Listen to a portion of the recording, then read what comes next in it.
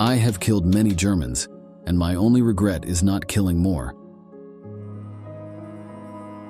These were the words of Nancy Wake, the most decorated woman of World War II. In the 1930s, she witnessed the rise of Hitler and experienced firsthand the cruelty of his regime, which created in her an absolute conviction that she had to act. And when she made a decision, Nancy Wake followed it through. She was as brutal as her enemies, and even beheaded a member of the SS with her own hands, without a moment's hesitation. Her most important achievements were in France, where she led crucial espionage operations and earned the nickname White Mouse while being pursued by the Gestapo. In this new military history video, we will go through the spectacular life of the most ruthless and renowned spy who knew how to become the terror of the Nazis. Sit back and prepare to travel back in time to the most impressive battle of the last century. Let's go.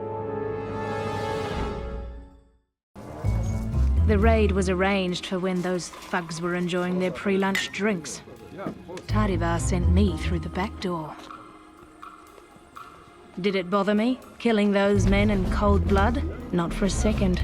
I remembered the tortured Jews in Vienna, the pregnant French woman bayoneted in front of her screaming child, my friend in the resistance who'd had his head cut off with an axe.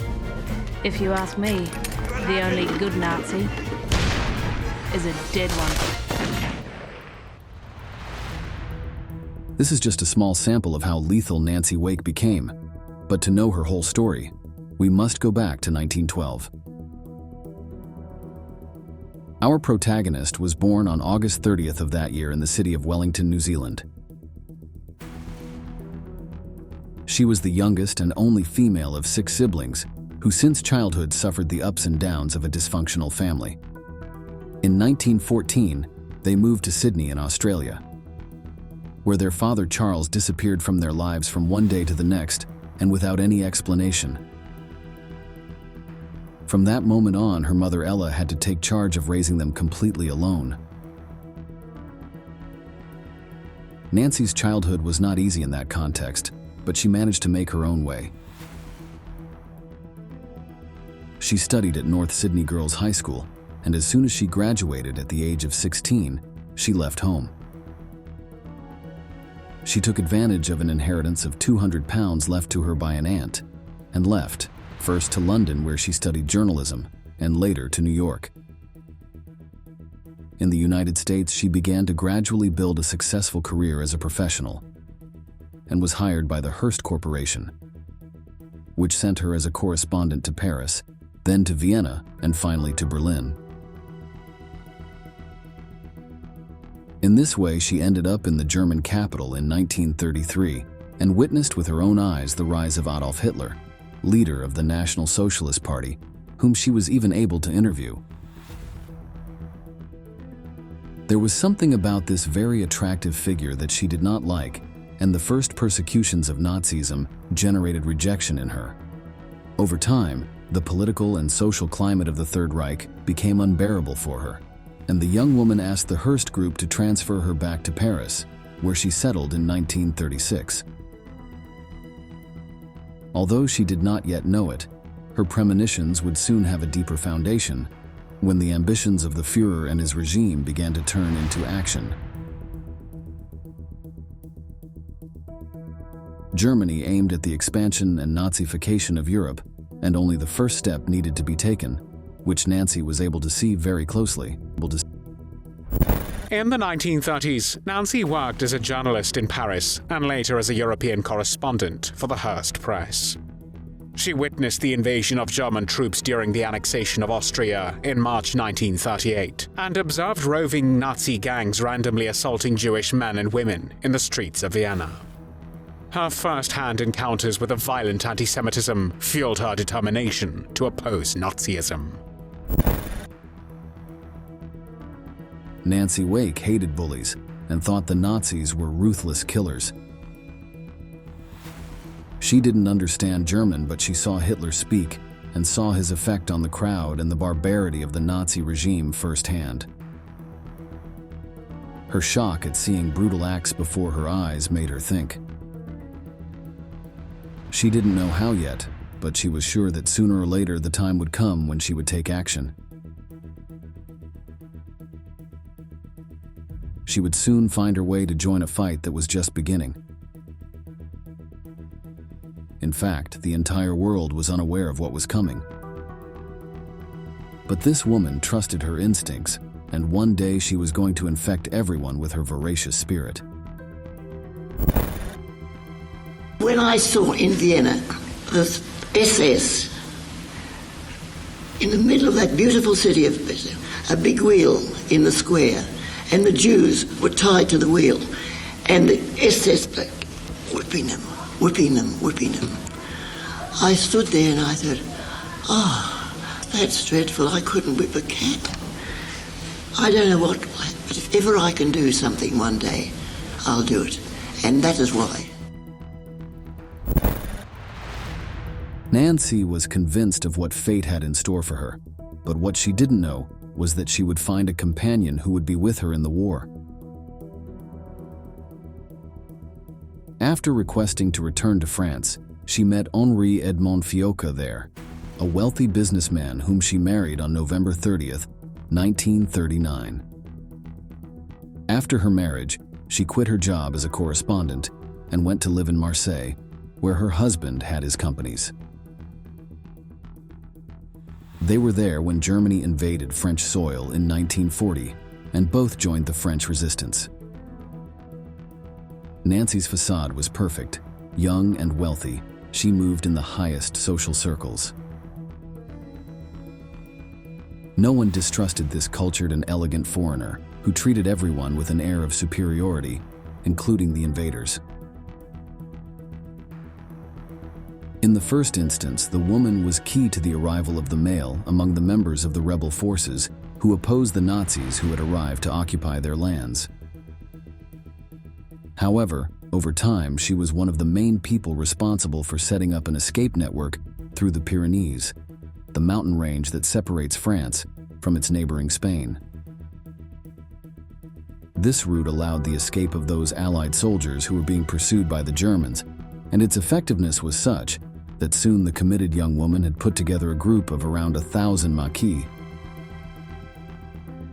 the name given to members of the French resistance, to hold the route, pass information to the Allies, and carry out sabotage actions against the fighters of the Third Reich.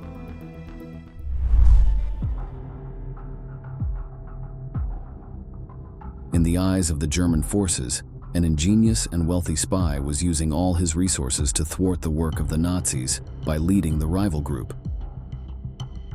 This is how the Gestapo, Hitler's secret police, set to work to find that person. After intense work, the invaders believed they had destroyed the network when they captured the English captain Ian Garrow, one of the people with whom Nancy worked closely in planning the escapes. However, despite being brutally tortured, the man never revealed the identity of his local contact. Meanwhile, the Allies continued to constantly escape before everyone's eyes. No one understood how this was happening, but patience was beginning to wear thin. The Germans imagined it was a man, but since they did not know his identity, they gave him the code name White Mouse because of his elusiveness. They even offered a reward of 5 million francs for information leading to his capture. Nevertheless, this elusive rival continued to do his thing. Nancy obtained an ambulance, and as part of the resistance network, led by Pat O'Leary, which was the pseudonym of Major General Count Albert Gueris, she transported Allied servicemen and Jewish refugees from France into neutral Spain.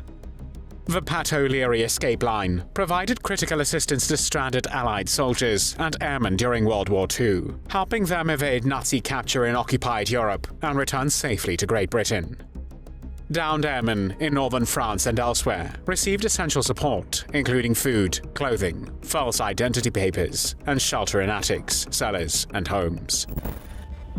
The Belgian general and Dr. Albert Gerris took over the escape network under the name Pat O'Leary after the capture of Ian Garrow and continued the work of the resistance.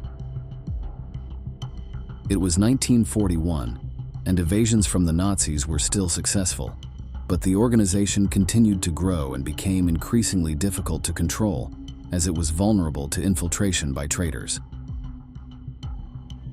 In October 1943, an informer put the Germans on the trail of who they believed to be the long-wanted spy. It was only an address where Nancy and Henri lived in Marseille.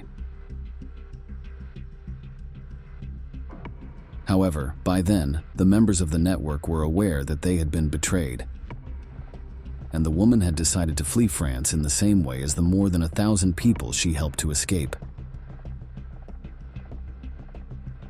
She discussed this with her husband, and they agreed that she would be the first to leave immediately via the Pat O'Leary route, while Henri would ensure that the factory continued to operate before joining the escape later. On the 16th of October, Nazi forces arrived at the couple's home. Nancy had already set out on her journey, but her husband was found at the address allegedly belonging to the White Mouse. The Germans were unconcerned by the woman's absence, convinced that the businessman was their elusive target. He was tortured for days, but they were unable to extract even the slightest information from him. Finally, he was executed as a member of the resistance, but until the last moment he remained loyal to his wife, concealing his whereabouts despite the brutal pain to which he was subjected. However, she did not learn of his capture and ruthless murder until the end of the war. While this scene was taking place in Marseille, Nancy was seeking to cross the Pyrenees and then reach Britain, but that escape would not be easy. Her first 2 attempts were thwarted by harsh weather conditions, and when she waited for her chance in Toulouse, she tried to meet up with Gerris. However, she encountered a strong Nazi presence and had to flee. Problems multiplied when she was caught on the train she was trying to escape on and ended up being arrested by the police. However, the authorities were not even close to imagining that she was the wanted White Mouse, and she was arrested on suspicion of being a prostitute. She was locked up for several days and was interrogated again and again, but she ended up convincing the police forces that she was not a sex worker, but a simple woman on a business trip. Her status had allowed her to become very convincing in playing that role, and she ended up being released.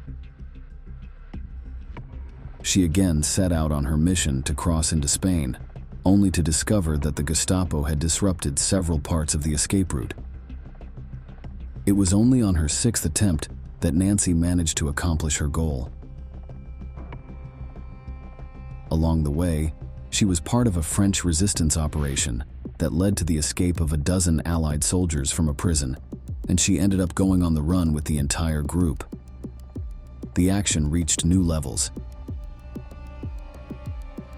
They had to jump off a moving train to avoid pursuing Third Reich fighters, while also dodging gunfire. However, despite these difficulties, the spy and the other men finally managed to escape.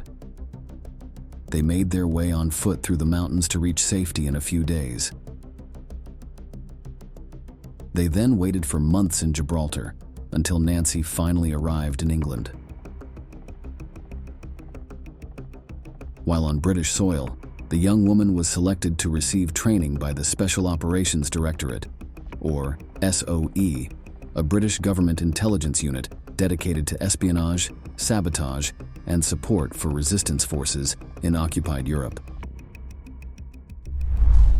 During her time with the SOE, she underwent extensive training in survival skills, silent killing techniques, code-breaking, radio operation, night parachuting, and handling various weapons such as plastic explosives, rifles, pistols, and grenades. In April 1944, following her training, Nancy was airdropped into south-central France along with 39 other women and 430 men to prepare for the Allied D-Day operation. From the outset, Nancy had been prepared for a key mission: to return to France to coordinate the resistance before the Normandy landings.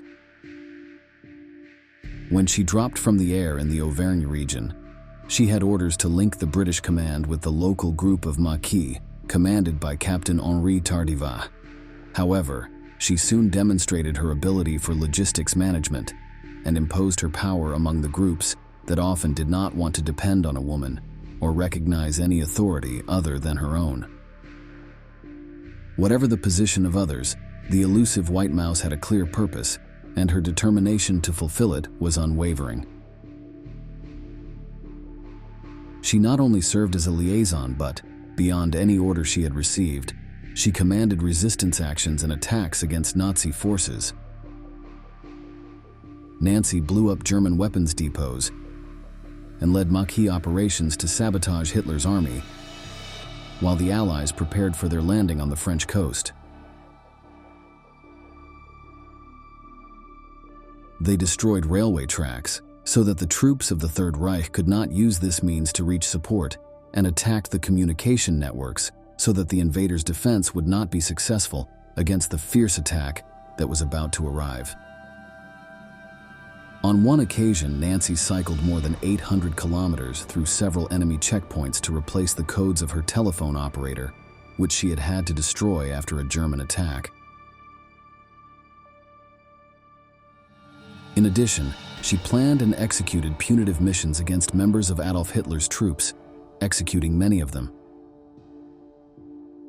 However, one of her most remembered exploits had to do with the day she led a successful offensive to the Gestapo headquarters in Montluçon.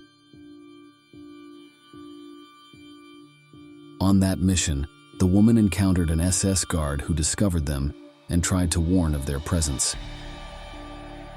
But Nancy Wake's conviction was enormous, and she was determined to end the Third Reich, even if she had to do it with her own hands. That is exactly how it happened.